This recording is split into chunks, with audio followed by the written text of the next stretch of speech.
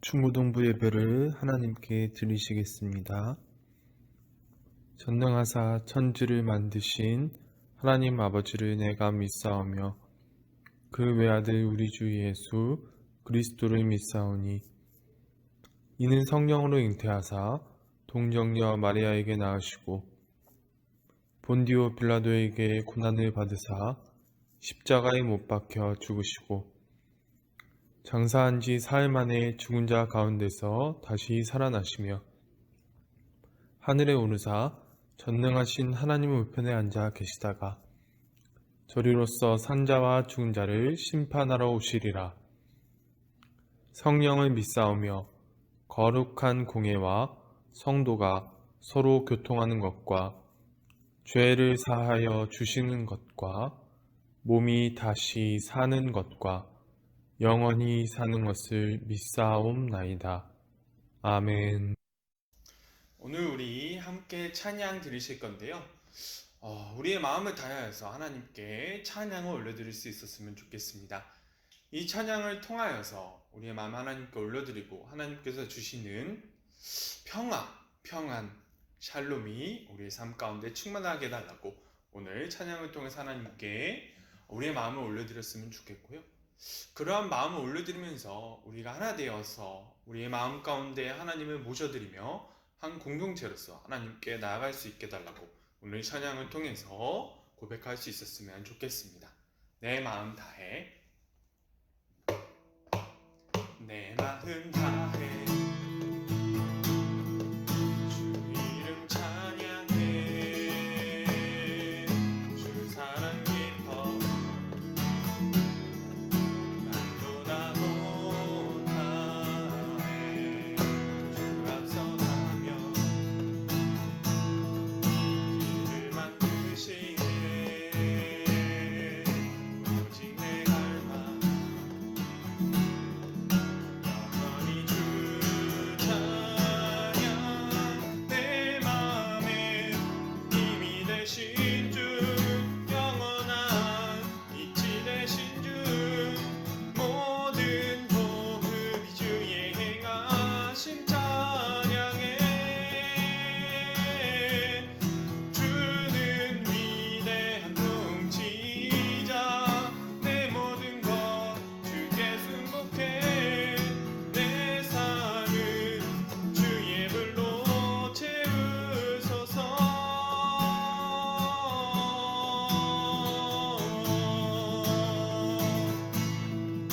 내 마음 다해, 주 이름 찬양해, 주 사랑 깊어 말로 다 못하네, 주 앞서가며 길을 만드시네, 오직 내 갈망 영원히 주 찬양, 내 맘에 힘이 되신 주, 영원한 빛이 되신 주, 내 모든 복음이 주의 행하심 찬양해. 주는 위대한 통치자, 내 모든 것 주께 순복해, 내 삶은 주의 불로 채우소서. 주는 위대한 통치자, 내 모든 것 주께 순복해, 내 삶은 주의 불로 채우소서.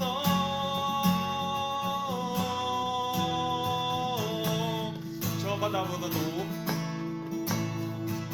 바다보다도 더 넓고 저 산과 하늘보다 더 높은 주님의 은혜가 이곳에 가득해. 살아계신 주 나의 하나님, 언제나 넘치는 주의 사랑으로 내 안에 가득히 넘쳐 흐르네.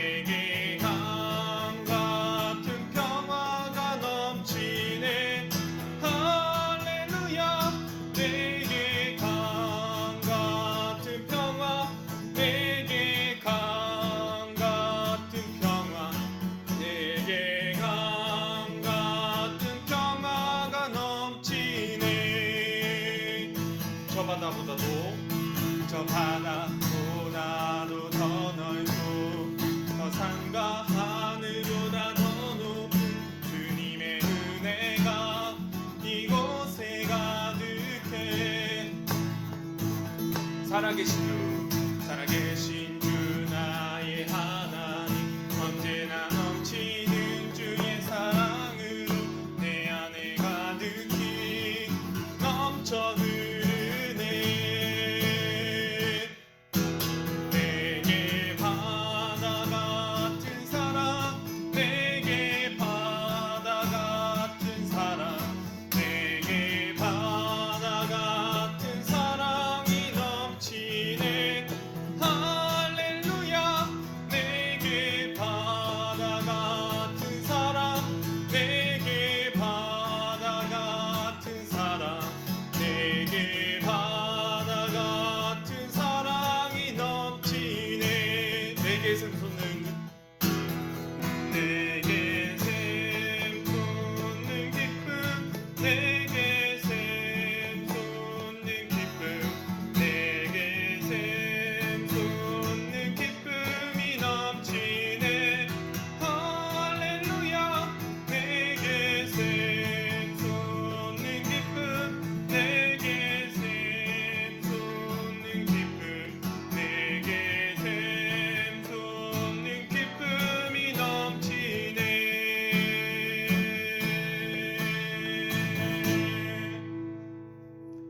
아멘. 주 안에 우린 하나 찬양 드리시도록 하겠습니다.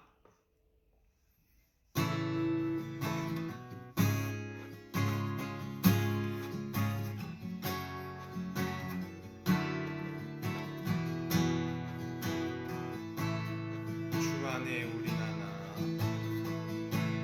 주 안에 우린 하나 모습은 달라도 예수님 한 분만 바라네.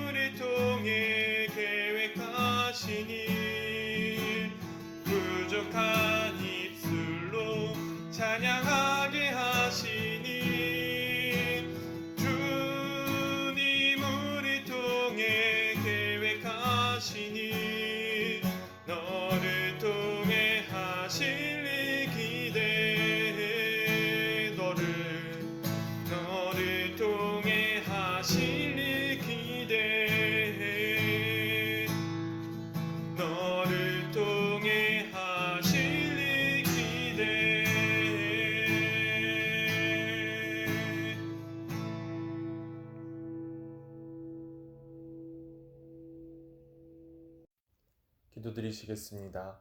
하나님 아버지 감사합니다. 우리 예담교회 중고등부 학생들이 하나님께 예배하기 위하여 이 자리에 나오게 하심을 감사드립니다. 하나님 아버지 우리 학생들 그 무엇보다도 건강을 지켜주시옵소서. 지금 현재 코로나 상황이 이제 점차 잠잠해지고 있는 상황이지만 이 코로나로 인하여서 더 이상 고통 겪는 일이 없도록 도와주시고 코로나 이외에 어떤 다른 위험이 우리 학생들에게 닥치지 않도록 주님 은총을 내려 주시옵소서. 주님 지금 한창 섬세하고 한참 연약하며 많은 도움이 필요하고 많은 이해가 필요한 나이입니다. 하나님 아버지 우리 학생들을 지켜주시고 하나님 아버지께서 보시기에 아름다운 청년들로 자라날 수 있도록 인도하여 주시옵소서. 하나님 아버지 오늘 말씀을 듣습니다. 하나님 아버지께서 주시고자 하시는 마음이 우리 가운데 들려지게 하시고 하나님께서 원하시는 방향대로 우리가 나아갈 수 있도록 주님 은총을 베풀어 주시옵소서. 감사드리며 예수님의 이름으로 기도드립니다. 아멘.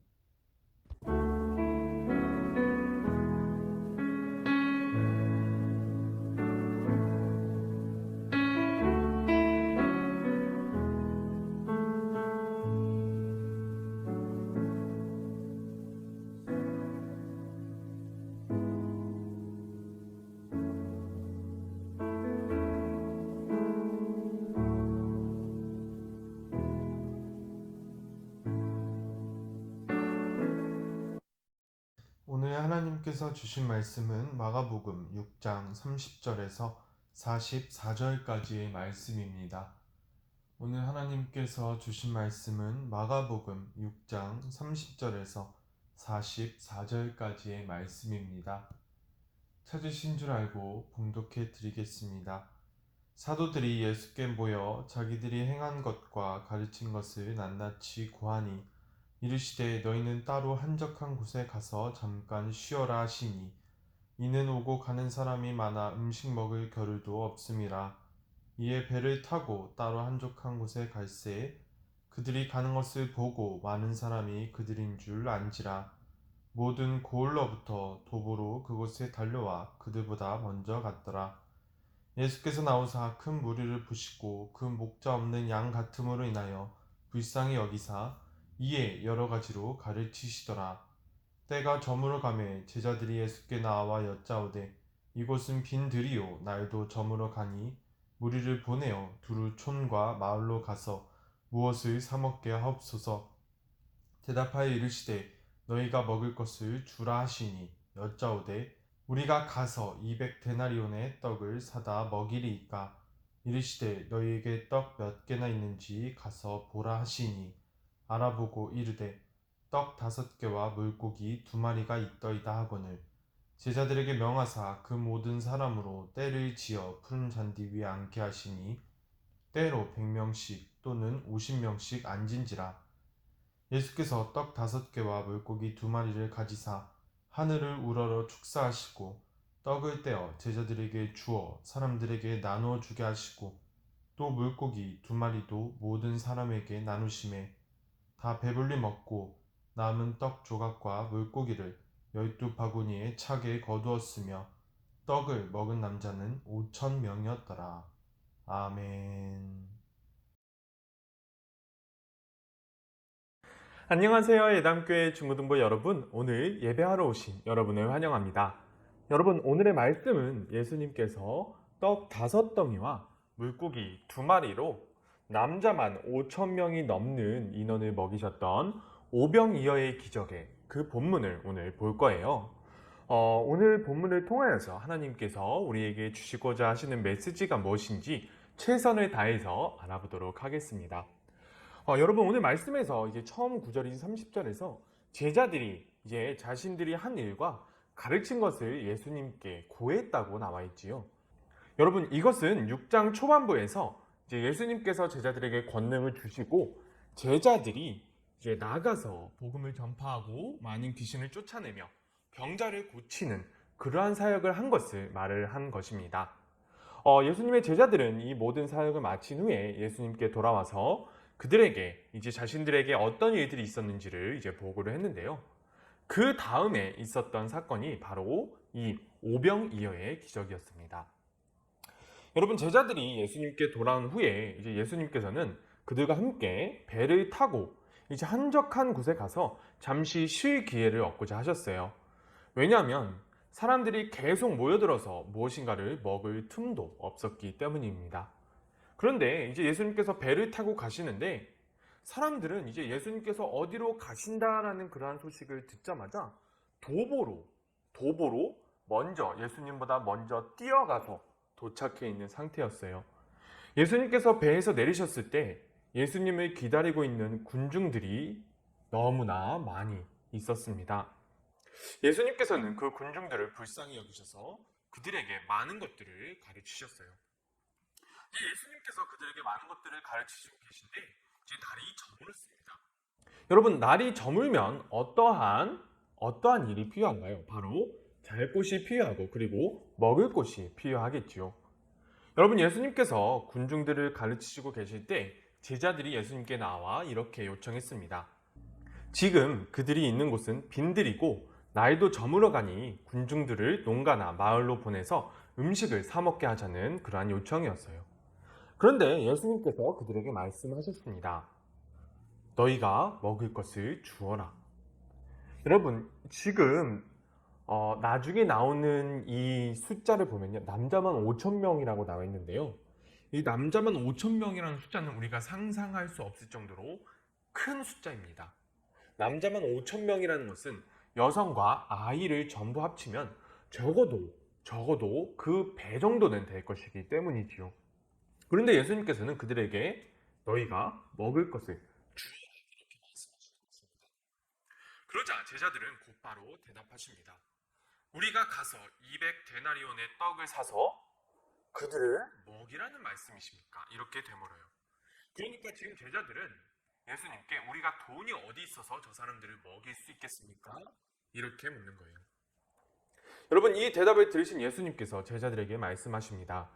지금 너희에게 있는 빵이 몇 개 정도인지 알아봐라. 이렇게 제자들에게 한번 찾아보라고 말씀하십니다. 제자들이 한참 찾아본 후에 예수님께 나와서 대답했어요. 지금 우리가 가지고 있는 것은 떡 5개와 물고기 2마리입니다. 여러분, 예수님께서 이 떡 5개와 물고기 2마리를 받으신 후에 어떤 행동을 하셨냐면 떡 5개와 물고기 2마리를 손으로 잡으시고 모든 무리를 떼를 지어서 50명씩 100명씩 앉게 하셨습니다. 그리고 빵과 물고기를 손에 드시고 감사 기도를 드리신 후에 제자들에게 나누어 주셔서 제자들이 사람들 앞에 놓으라고 말씀하셨어요. 여러분, 과연 어떻게 되었을까요? 예수 그리스도께서는 모든 사람들이 배불리 먹고 12바구니가 남을 정도로의 엄청난 기적을 일으키셨습니다.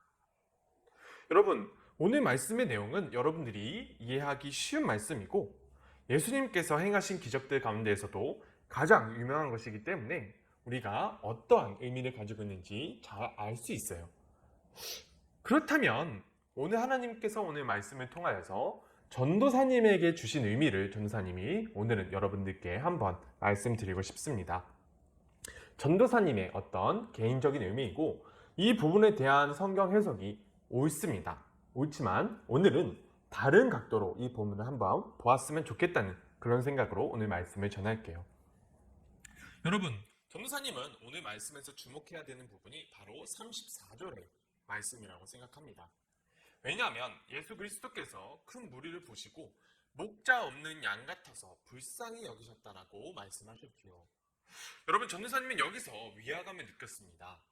물론 지금 예수님께 나온 사람들이 병들어 있고 귀신 들려 있고 약자이고 그렇기 때문에 이 사람들이 목자 없는 양 같다고 이제 볼 수는 있겠지만 전도사님이 이 말씀 이제 목자 없는 양 같아서 이제 불쌍히 여기셨다라는 이 말씀이 구약에서도 이제 대표적으로 한 차례 나왔기 때문에 그것을 생각해 보았을 때 이것은 특별한 의미가 있겠구나라는 생각이 들었어요.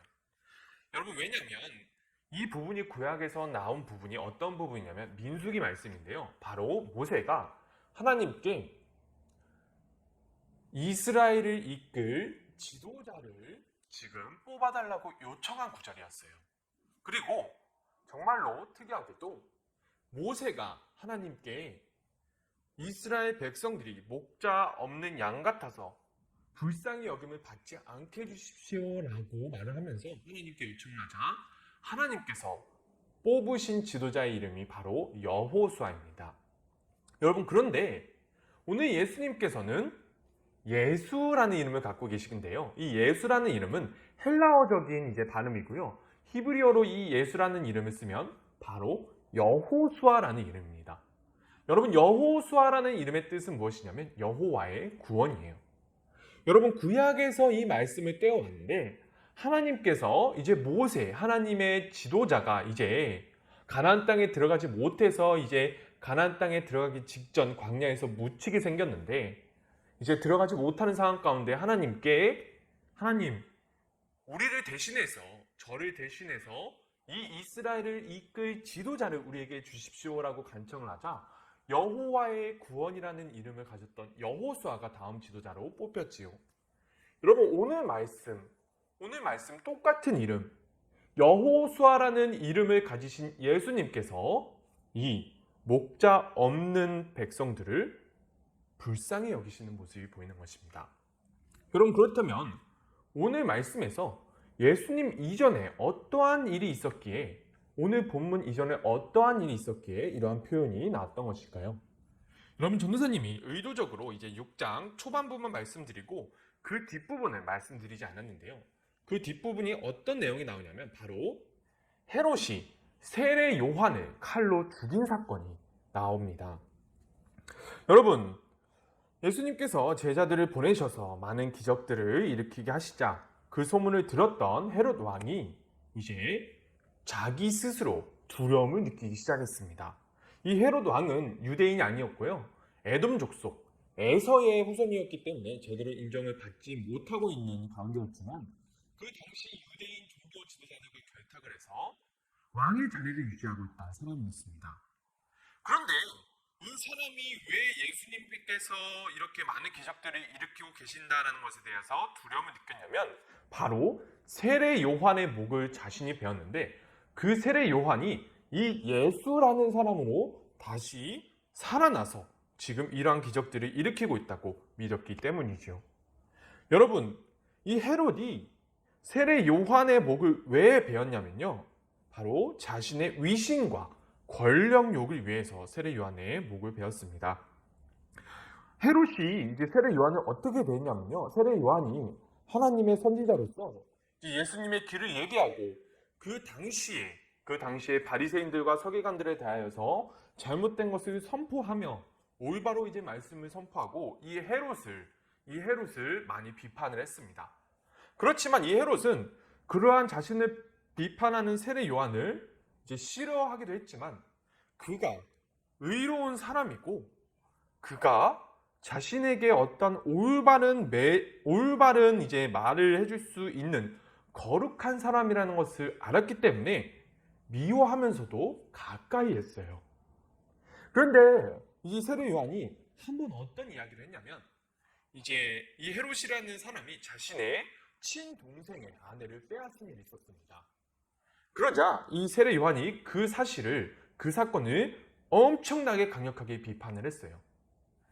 그래서 이 헤롯의 이제 지금 현재 아내, 그러니까 원래는 헤롯의 동생이 아니었는데 지금은 헤롯의 아내가 된 이 헤로디아라는 악한 여인이 이 세례 요한을 틈만 나면 죽이려고 했습니다. 그래서 이 헤로디아가 꾀를 내어서 어떻게 세례 요한을 죽이게 했냐면 헤롯이 자신의 말에 걸려 넘어지게 만들었어요. 이제 이 헤로디아가 이제 헤롯이 잔치를 열었을 때 이 헤로디아가 자신의 딸을 거기 이제 잔치 자리에 보내서 이제 춤을 추게 하였지요. 이제 헤롯이 이제 자기의 어떻게 보면 의붓딸이죠. 이제 의붓딸이 이제 거기 있던 많은 귀족들과 많은 귀빈들을 위하여서 이렇게 춤을 추는 모습을 이렇게 보자 너무 흡족해서 이 헤로디아의 딸에게 소원 한 가지를 들어주기로 했습니다. 그런데 이 소원을 헤로디아가 요구하게 돼요. 이 헤로디아의 딸이 이제 헤롯이 소원 한 가지를 들어주겠다고 하니까 자기 어머니한테 상의를 하러 갑니다.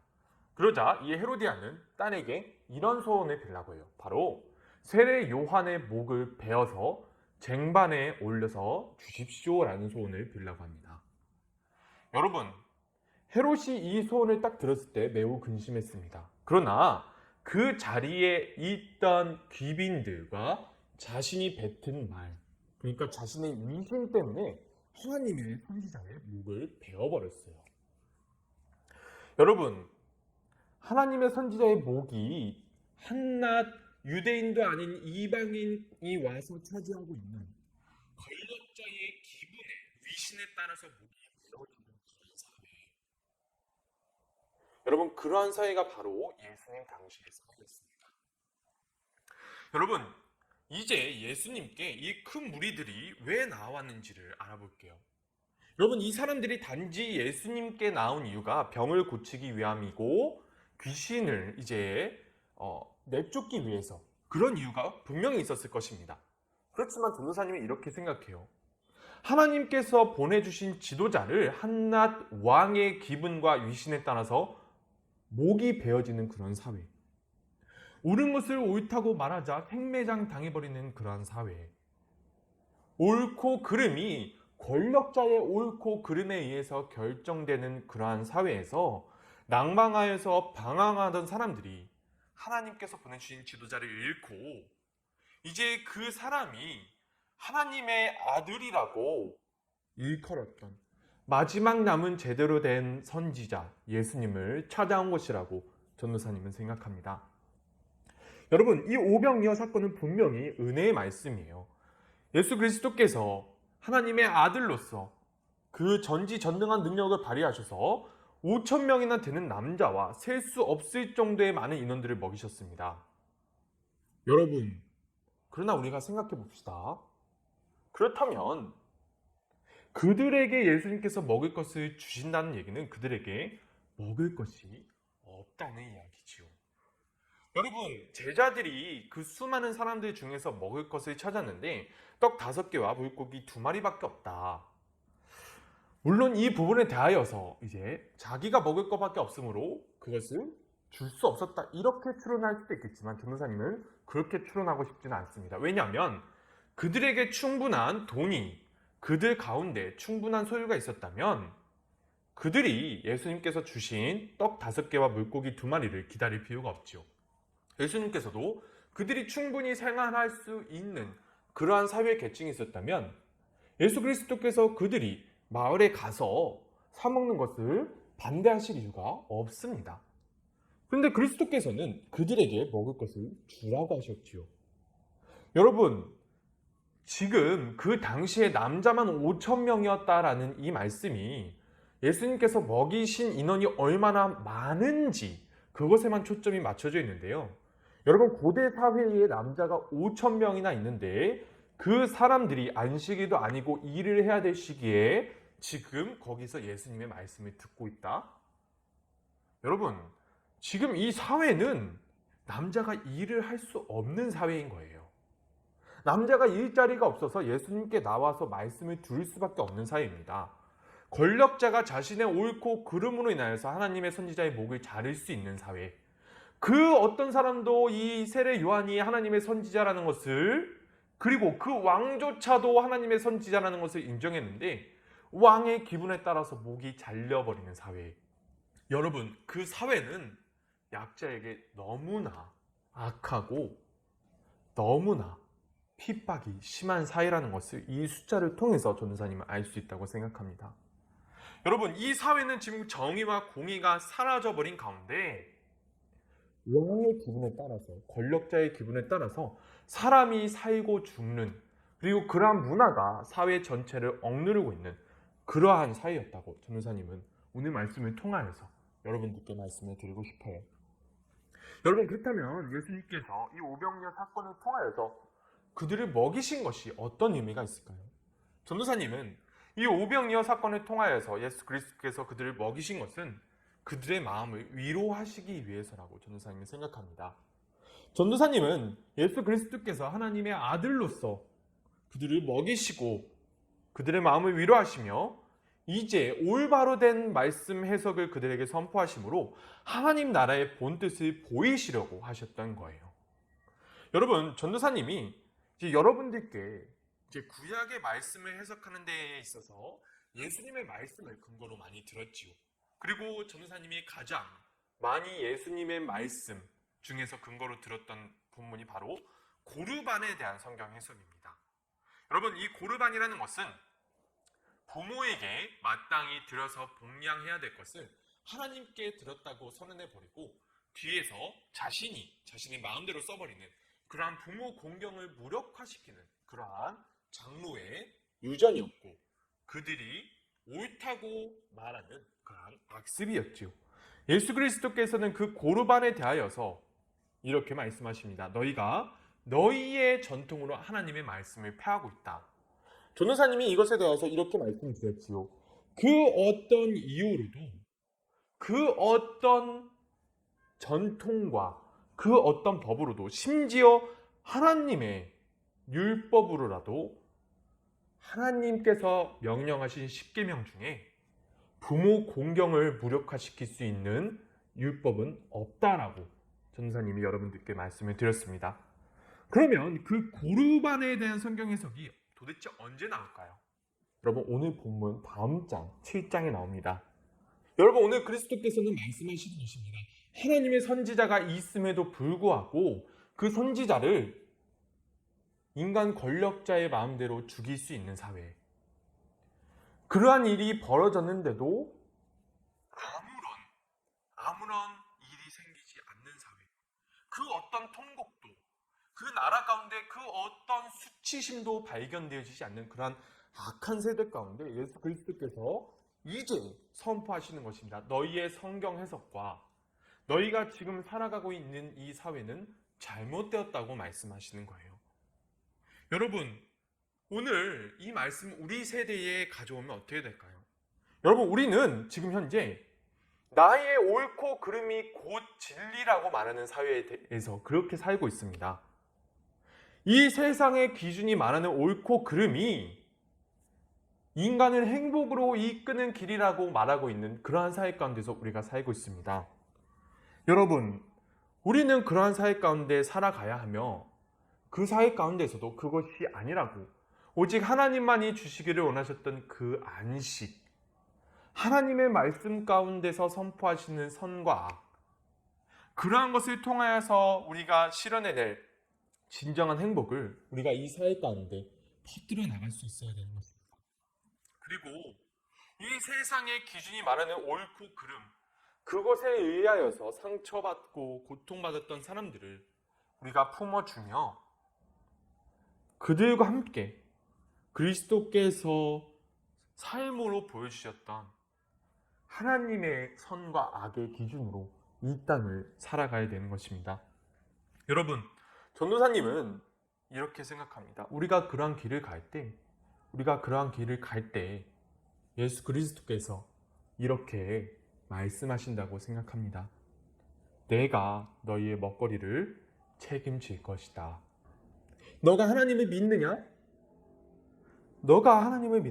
그렇다면 너희의 주변의 이웃을 살려라. 그러면 너희의 먹거리를 내가 책임질 것이다.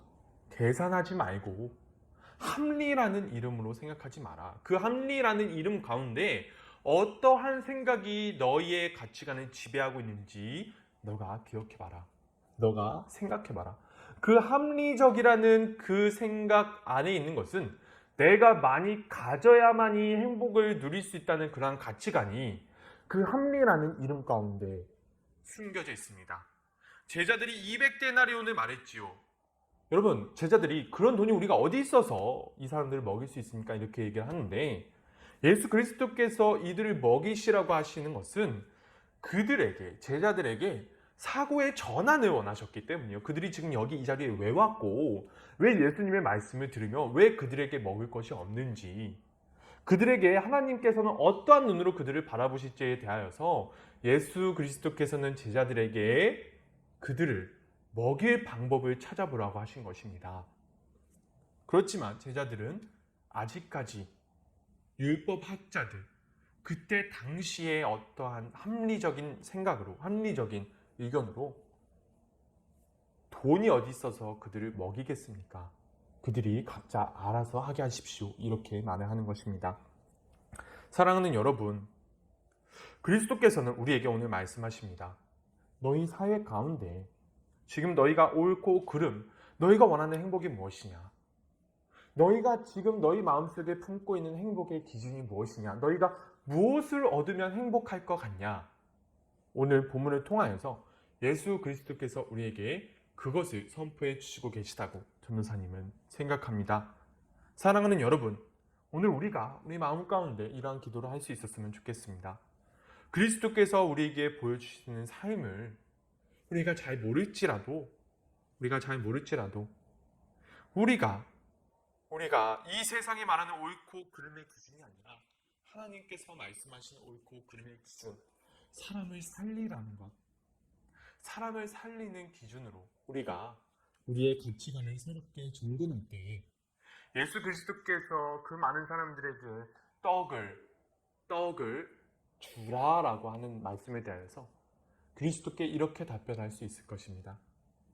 예수님, 제가 지금 현재 제가 가지고 있는 것은 없지만 그리스도께서 먹이라고 하시면 제가 순종하겠습니다. 제가 이 사람들을 살리겠습니다. 제가 이 사람들이 하나님께 가까이 나아올 수 있도록 섬기겠습니다. 그러한 고백을 우리가 할 수 있을 것입니다. 사랑하는 여러분, 우리가 이 길 끝에 하나님께서 우리에게 부어주실 행복을 우리가 누릴 수 있는 우리 예담교회 중고등부가 되기를 간절히 소망합니다. 감사합니다. 주기도문으로 예배를 마치시겠습니다. 하늘에 계신 우리 아버지여, 이름이 거룩히 여김을 받으시오며 나라가 임하시오며 뜻이 하늘에서 이루어진 것 같이 땅에서도 이루어지이다. 오늘날 우리에게 일용할 양식을 주옵시고 우리가 우리에게 죄 지은 자를 사하여 준 것 같이 우리의 죄를 사하여 주옵시고 우리를 시험에 들게 하지 마옵시고 다만 악에서 구하옵소서. 대개의 나라와 권세와 영광이 아버지께 영원히 있사옵나이다. 아멘.